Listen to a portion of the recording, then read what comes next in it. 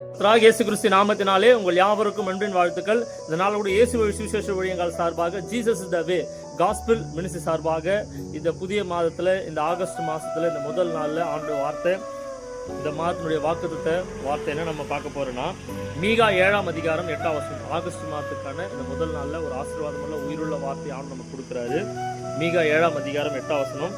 என் சத்துருவே, எனக்கு விரோதமாய் சந்தோஷப்படாதே, நான் விழுந்தாலும் எழுந்திருப்பேன், நான் இருளிலே உட்கார்ந்திருந்தால் கர்த்தர் எனக்கு வெளிச்சமாய் இருப்பார். எவ்வளவு ஒரு அருமையான வார்த்தை. இந்த ஆகஸ்ட் மாதத்துல இந்த முதல் நாள்ல ஆண்டவராகிய இயேசு கிறிஸ்து ஆண்டு அறிஞ்ச பிள்ளைங்களுக்கு சரி, ஆண்டு அறியாத பிள்ளைங்களுக்கு சரி, இன்னைக்கு உங்களை பார்த்து அந்த உயிருள்ள வார்த்தை பேசுது. என் சத்துருவே, எனக்கு விரோதமா நீ சந்தோஷப்படாத, நான் விழுந்தாலும் எழுந்து நிற்பேன், நான் இருளில் உட்கார்த்திருந்தா, இருளில் நடந்துட்டு இருந்தா எனக்கு கர்த்தர் வெளிச்சமா இருப்பார்னு சொல்லி இந்த உயிருள்ள வார்த்தை சொல்லுது.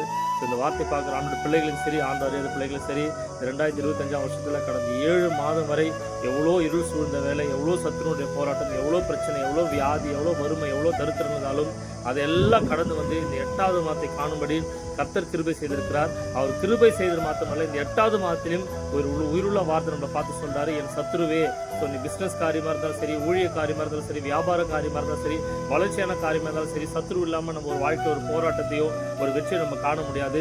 அந்த சத்துரு உனக்கு விரோதமா எதனா செயல்பட்டு இருந்தா, இல்ல உனக்கு விரோதமா எதனா ஒரு செயல் திட்டங்களை தீட்டிட்டு இருந்தா, இன்னைக்கு ஆண்டு உன் பக்கத்துல உன் பட்சத்துல சொல்றாரு, நீ சொல்லு, வாயை திறந்து சொல்லு, என் சத்துருவை, எனக்கு விரோதமா நீ சந்தோஷப்படாத, நான் விழுந்துட்டுன்னு சந்தோஷப்படாத, நான் கண்ணீர் விட்டுட்டுன்னு சந்தோஷப்படாத, நான் வியாதியா இருக்குன்னு சந்தோஷம் வாங்கி போயிட்டு சந்தோஷப்படாத, நான் பின்வாங்கி போனாலும் என்னை முன்னோக்கி நடக்க செய்யற ஆண்டு என் கூட இருக்கிறாரு. நான் துக்கமா இருந்தாலும் என் துக்கத்தை சந்தோஷமா ஆண்டு என் கூட இருக்கிறாரு. நான் கடனா இருந்தாலும் என் கடனை மாற்றுகிற ஆண்டு என்னோட கூட இருக்கிறாரு. நான் இப்படியே இருக்க மாட்டேன், நான் விழுந்தாலும் எழுந்து நிற்பேன், நான் அழுதாலும் அழுகைய என் கண்ணீரை துடைக்க என் கடவுள் என் கூட இருக்கிறாருன்னு சொல்லிட்டு இந்த ஆகஸ்ட் மாதத்துல நீ வாயத்திறந்து இந்த வாக்குத்தத்தமுள்ள உயிருள்ள வார்த்தையை நீ அறிக்கையிட்டேன்னா, இந்த உயிருள்ள வார்த்தையின்படி சத்ரு வெக்கப்பட்டு போயிடுவான், நீங்க ஆசீர்வாதமா இருப்பீங்க. என் சத்ருவே, எனக்கு விரோதமா நீ சந்தோஷப்படாத, நான் விழுந்தாலும் எழுந்திருப்பேன், நான் இருளில் போறேன் பத்தியா, நான் தவறி விழுறேன் பத்தியா, அப்படி என்னை தூக்க யாருமே சொல்லிட்டு நீ ரொம்ப என்னை கேலி பரியாசம் பண்ணாத.